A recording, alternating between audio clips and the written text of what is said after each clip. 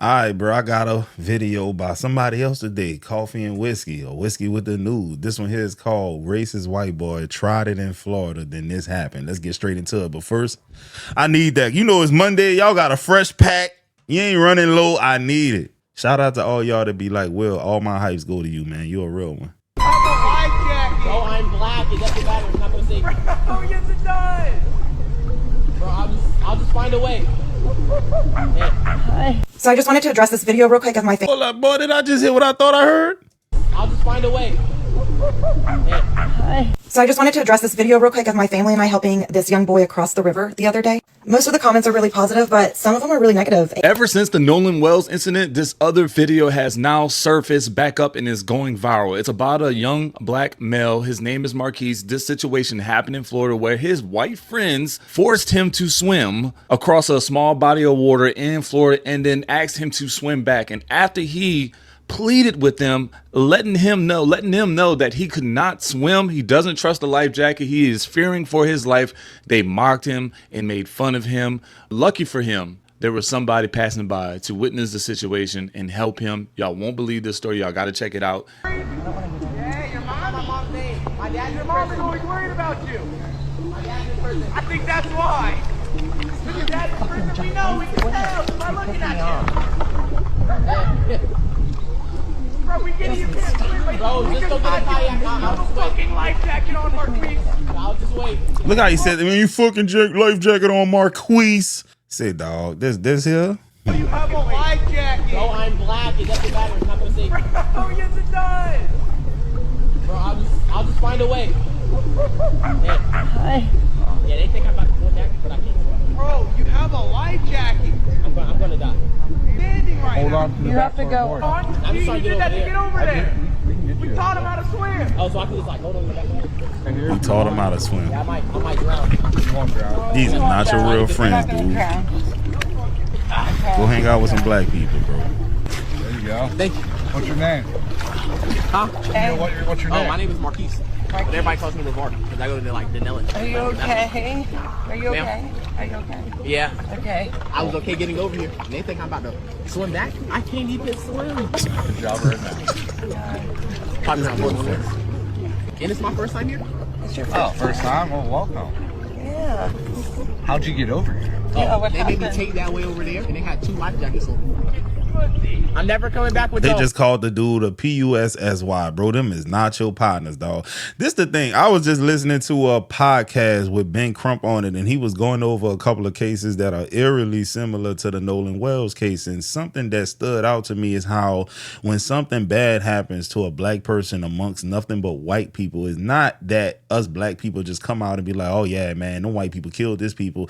It's the lack of policy. It's the lack of procedure that they would normally do if the shoe was on the other foot. I'll give you an example.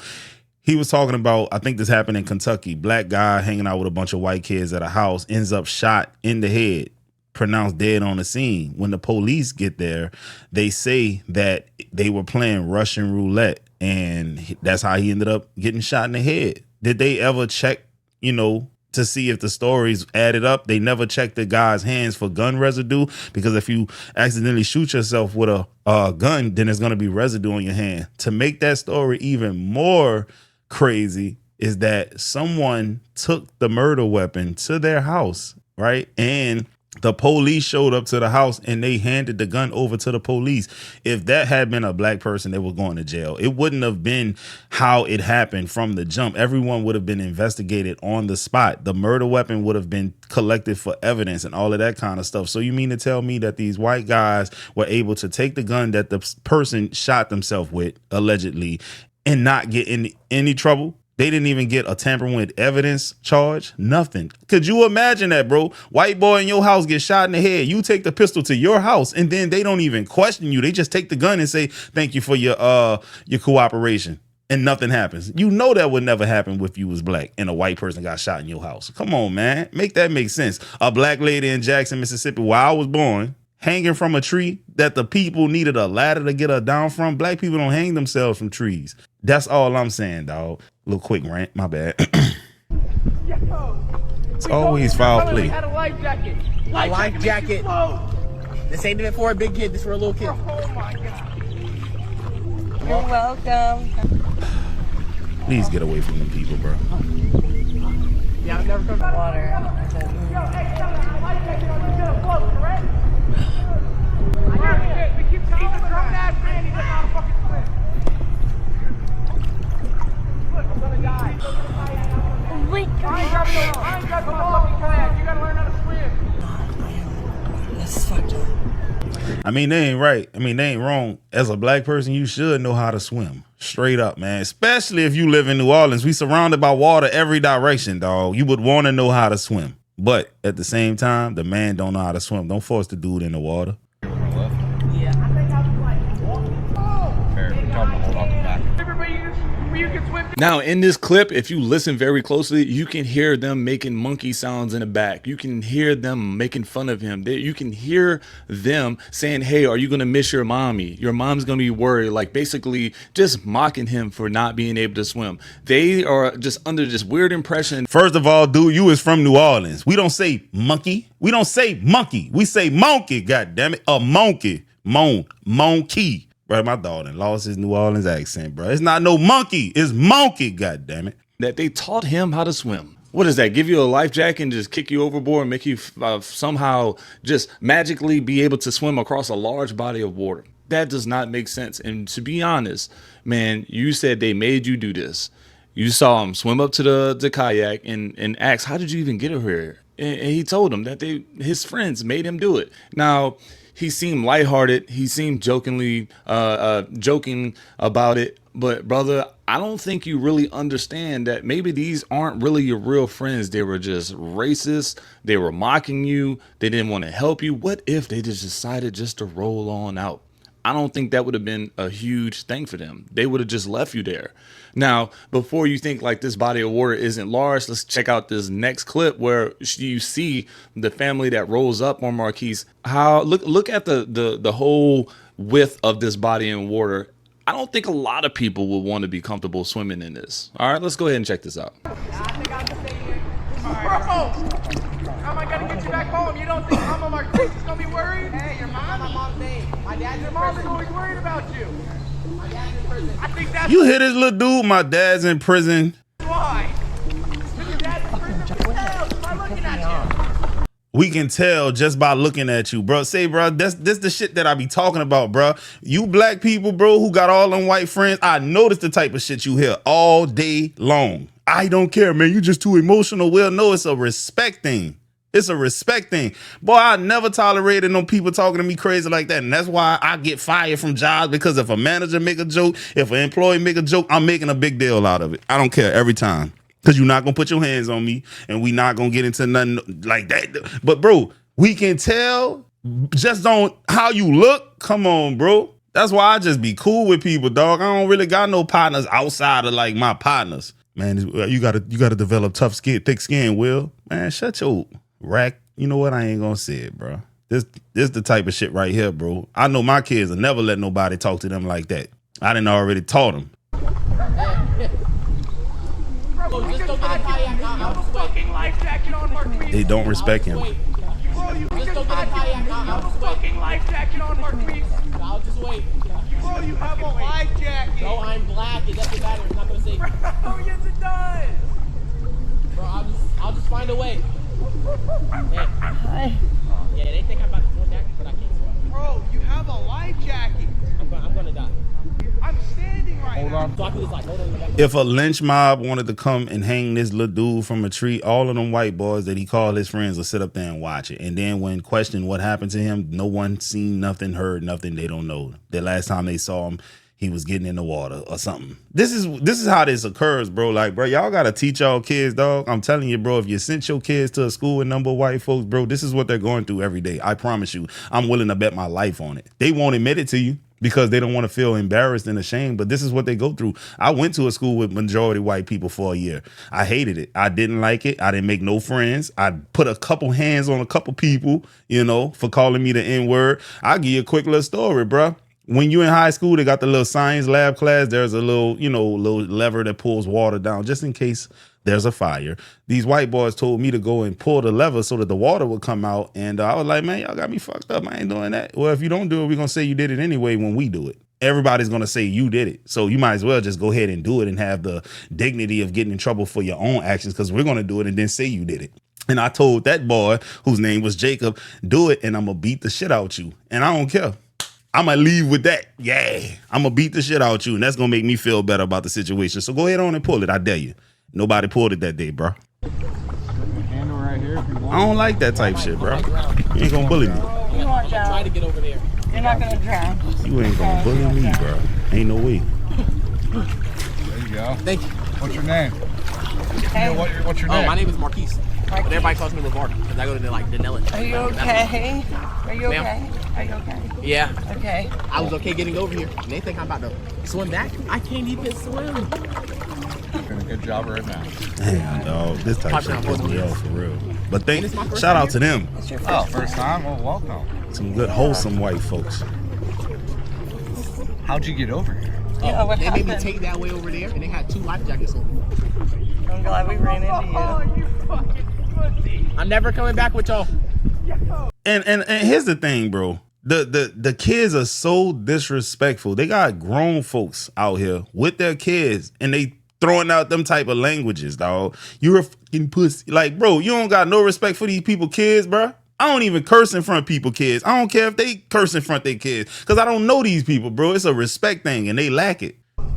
We told you if you were coming, we had a life jacket. A life makes jacket. you float. Saved it for a big kid. This for a little kid. That's scary though if you're not used to water. Yeah. I just swim my pool in my backyard. Yeah. You got a pool in the backyard, bro? It's a lot different, you know. We're almost there. He can't even get away from these people. I know it. They probably his classmates, his neighbors, something. You're welcome.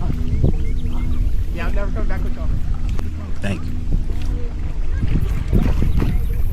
You don't go in the water with no white folks, especially no big old white boy like that. He'll hold your head underwater. And fuck, his friends are fucking assholes. Look, even they can tell. I would never do that to him. You don't do that, like. I would never do that to anybody. Now, taking a look at this, as you can see, as this family rolls up, that other friend or friends are on pretty much on the other side of this body of water, man. This body of water, anything. What the hell is water? You from New Orleans, bruh? Water. Come on, man. Coffee, you're blowing it right now, dog. This the dude I told y'all pulled out the burning building before. He owes me his life. Can happen in between. This man is not comfortable swimming. He's telling you you're supposed to be his friend. Why can't you help him? Nonetheless, you don't want to lend a hand. It's not comfortable. If he attempted to try that and maybe flailed, maybe stressed himself out, anything can happen really, really quick in water. You just never know, right? I would, technically speaking, if you're not a good swimmer, you would be scared swimming. Hell yeah. My God, this is not your friend. This person right here is not your friend. Hey, look, I consider myself a pretty decent swimmer, above average for sure. But man, I have an irrational fear of water, especially when I can't see it. Like if I look in it and it's murky, bro, I don't care, dog. They got leeches in that water, possibly gators, snapping turtles. I have an irrational fear of water. They got things in that water that'll do you dirty, bro. I don't got no time for that, dog. Nope. The moment he started making those sounds, mocking you, is the moment that you should have realized that this guy is not your friend. But let's go ahead and check out a couple more clips. I want to correct Coffee when I say this. This ain't the moment, because this ain't the first time these people did this. This is a repeated pattern. I know, bro, listen. Unfortunately, when my parents thought they was doing something good and sent me to a school when I was one of the few in that motherfucker, like, no, I dealt with this, but I'm more of an aggressive type of person. I grew up black my whole life, and when you grew up really black and you know who you are, you have a sense of self. This type of stuff don't happen to you, because guess what? You gonna check it. Like, bro, it be them kids who grew up their whole life around these people that allow this to happen to them. You can't take no little dude out the inner city and put him in a school like this and think somebody finna punk him. It don't work like that, bro. I was at school with real gangsters before. Nah, you finna get checked, boy. Get into the actual lady who saved Marquise, who rolled up on in the family. She's gonna she has a great response to what happened. She's gonna let us know her point of view of the whole situation. So I just wanted to address this video real quick of my family and I helping this young boy across the river the other day. Most of the comments are really positive, but some of them are really negative, and some girl made a video making some wild claims about us, so I just wanted to address a few things. First of all, when we were first paddling down the river, all we could hear was their voices. Sound travels really easy on water, so we could only hear voices. We could not see them. We couldn't hear exactly what they were saying. As we got closer, I could kind of make out what they were saying more. I could tell it was more serious than I first thought, but I still didn't understand what was going on. As we got close enough, I noticed that the voices sounded like teenagers, and then once we could see them, that's when I noticed the entire situation unfolding. He first said that he couldn't swim and that they gave him a life jacket, but when I saw him, the life jacket was really small. Water, I'm on the water all the time. Water is so unforgiving, it can turn deadly in a split second. There was a current that day, there was wind, and he said he couldn't swim well. That was a recipe for disaster, so I knew right then and there I wasn't going to leave him to just cross on his own.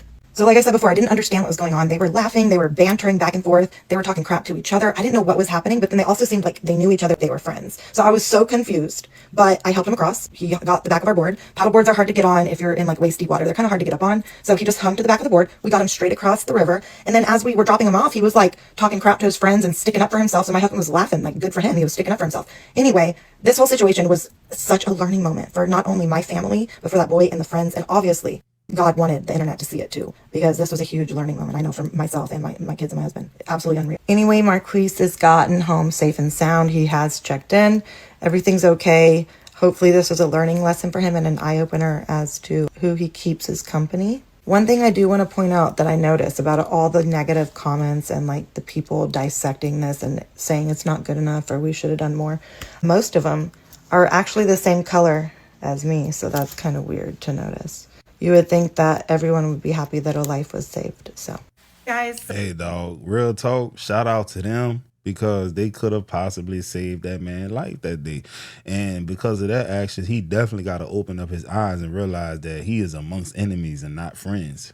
So I made a video about a month ago updating y'all about my family and I helping Marquise across the river. Since that video has gained more attention recently and I've been getting a lot of messages and comments like this asking for an update, I thought I'd just update you guys real quick. Before I do that though, I want to tell you guys, like, I see your messages and your comments, the kind, sweet words that you guys are sending me. I just want to thank you guys from the bottom of my heart for that.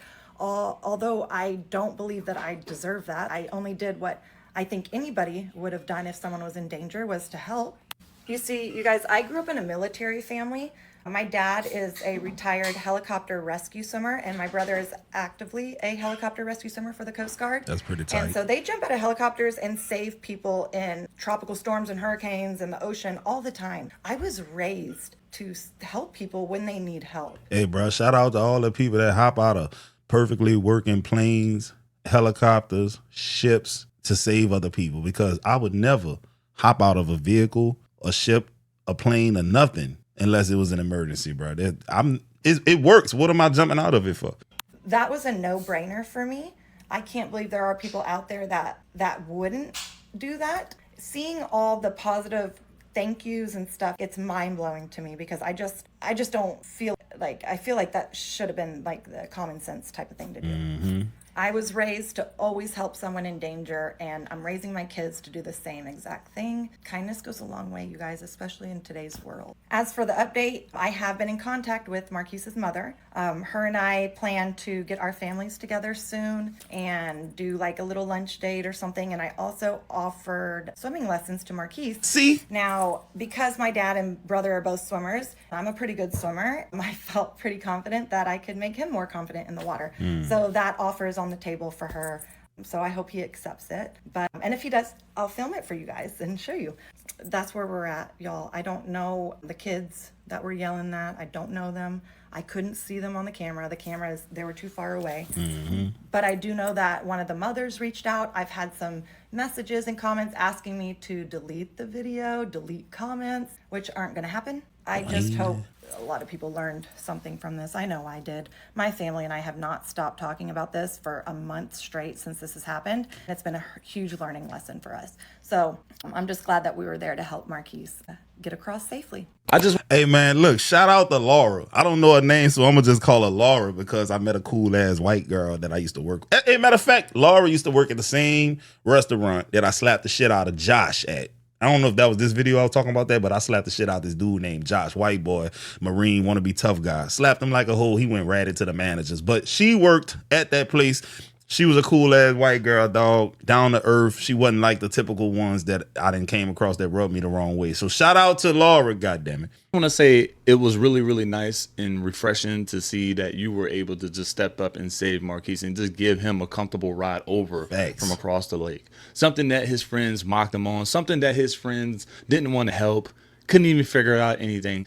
This man was literally on the side of this water saying that he was scared for his life. He was scared that he might die because he didn't know how to swim. If that enough isn't alone to maybe raise a red flag, friend, but maybe this isn't an isolated incident. Let's jump into this next clip. Secret Service Sam here, and I just need to share this video of a kid named Marquise, who this happened about a month ago in Florida, where thankfully a very nice family on paddle boards literally saved his life because his white friends dared him to swim across this river, and he was on the other side, and thankfully he was smart and is like, no, I can't swim that well. I'm not going to do it. His friends were mocking him. They were making monkey noises. Like, it's just disgusting. But I think this gives people insight into this thing with Nolan Xavier Wells is not an isolated incident. Nope. All right. And you need to be very careful who you go